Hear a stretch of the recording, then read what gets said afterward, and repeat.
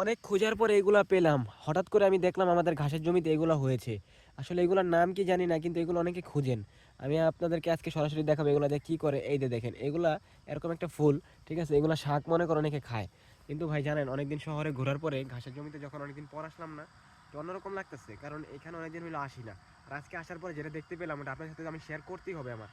আমি এসে দেখি যে আমাদের ঘাসের জমিতে এই যে এইগুলো হওয়ার কথা, অথচ দেখেন প্রত্যেকটা জায়গায় সরিষা ফুলের মতন হয়ে আছে। আমি প্রথম ভেবেছিলাম যে এগুলো হয়তো সরিষা ফুল, কিন্তু পরে তো তার উল্টাটা হয়ে গেল, এগুলো তো সরিষা ফুল নয়।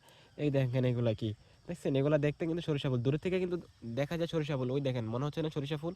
আসলে ভাই এগুলো সরিষা ফুল না। আর আমাদের ওই ফসলের জমিটা এখন মনে করেন পানি দেওয়া হইতেছে, আর কয়েকদিন একটু মানে কম কাজ চলতেছে। আর কম কাজ চলার কারণ হইতেছে যে আপনার এখানে মনে করেন কিছুদিন একটু অফ রাখছি কাজটা, কারণ এখানে অনেক ধরনের জিনিস আছে, তো এগুলো পরিষ্কার করতে হয়। পাতা পড়ছে, এই পাতাগুলো পরিষ্কার করতে হয়, তারপরে কাজ ধরতে হয়।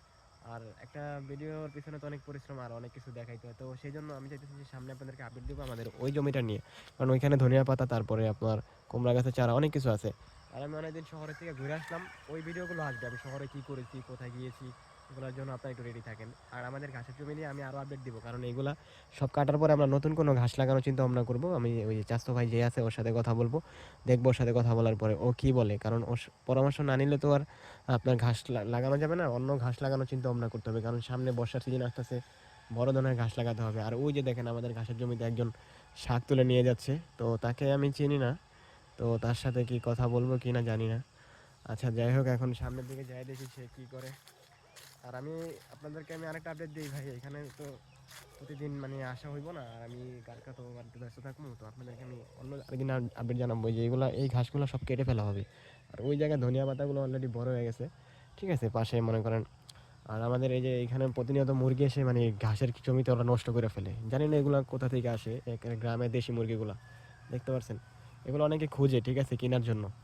তো একেবারে মনে করেন দেশি মানুষ পালে ওই মুরগিগুলা, ঠিক আছে। তো আর এই যে এই জমিতে দেখেন এইরকম ঘাসগুলো হয়েছে, দেখছেন কত সুন্দর ঘাসগুলো হয়েছে। এই ঘাসগুলো একেবারে তারা যে লাগাইছে, লাগানোর সময় তারা একটা ভুল করছে, কারণ এইখানে তারা মানে কম, এই যে এই বীজগুলো কম লাগাইছে। এই বীজগুলো কম লাগানোর কারণে মাঝখান দিয়ে কম হয়েছে, আপনারা দেখতে পারছেন।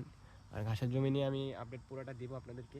এখন একটু মানে দূরে যাইতেছি না, আর আপনাদের জন্য আমি অনেক কিছু রেডি করে রাখছি, অনেক ভালো ভালো ভিডিও, যে আমি শহরে গেলাম, শহর থেকে কোথায় গেলাম, ওইগুলো আসতেছে, ঠিক আছে। সামনে এগুলো আপডেট পেয়ে যাবেন। আর আরেকজন কি করে সেটা যা দেখতে হবে, ঠিক আছে। তো যাই হোক ভাই, সামনের দিকে আগাই।